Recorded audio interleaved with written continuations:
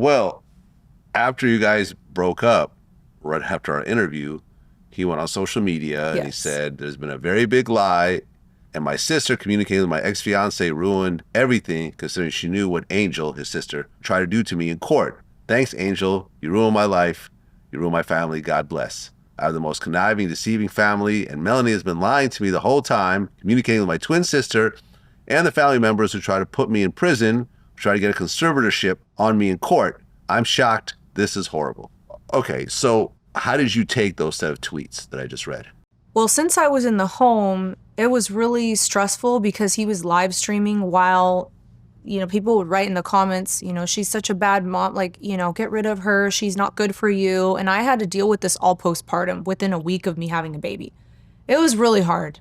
It was like, I just think about this sometimes and I really don't want to think about those hard times that I had. Yeah. It was really stressful dealing with all of that under the public eye. Well, according to Aaron, in social media around this time, he was claiming that you had a backup plan all along. You're going to take your son, leave California, go to Las Vegas with your friend Carmen from 90 Day Fiance and all this sort of craziness.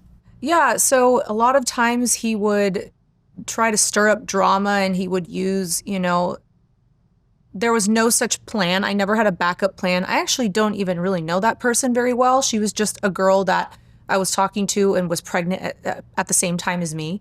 So, girls talk to girls on the internet. I never met her. I never planned on meeting her.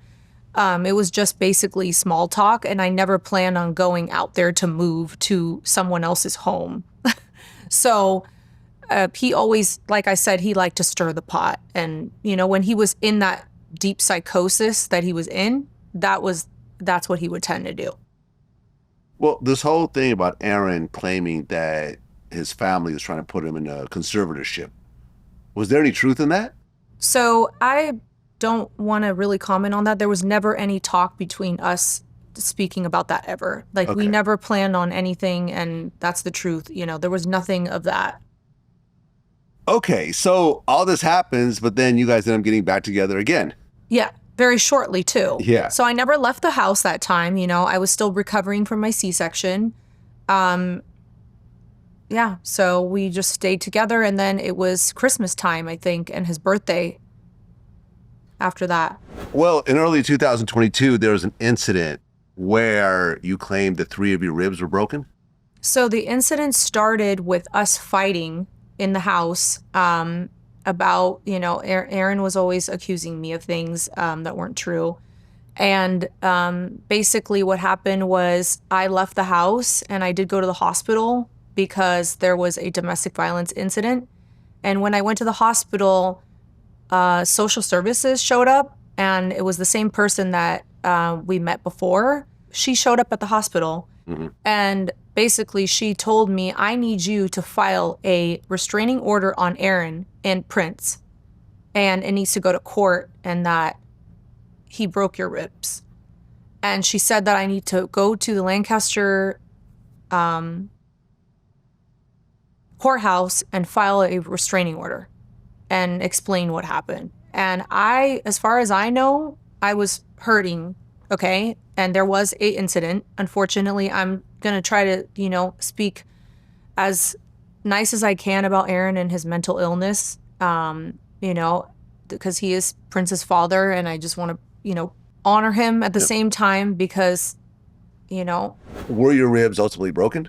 So they were bruised. I don't know. They did a scan, and all I did was give that report. The social worker took that report and she put it in her files. She told me that it was broken.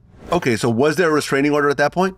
After 7 days, there was, when it went to court, and they filed a paper, and it said that, So going into that, basically after that happened, we had to live separately. And we had a whole social services case now against Prince. And I had to file a restraining order on Prince where he could only see him in an office until he was getting sober. He refused a drug test when they came to the house to give him that order saying that Prince is being taken away from him, from his rights. And he refused a drug test.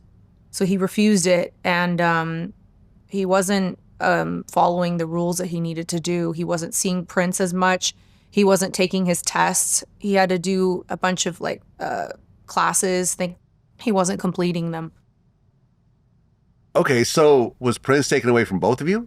So what initially happened is he was taken away from me because I got back with Aaron, and publicly they said we need him to stay in custody of a parent that's not with Aaron.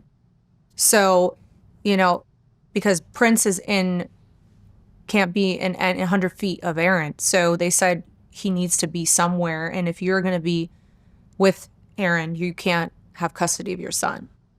So you actually had to pick between your son and Aaron at that point.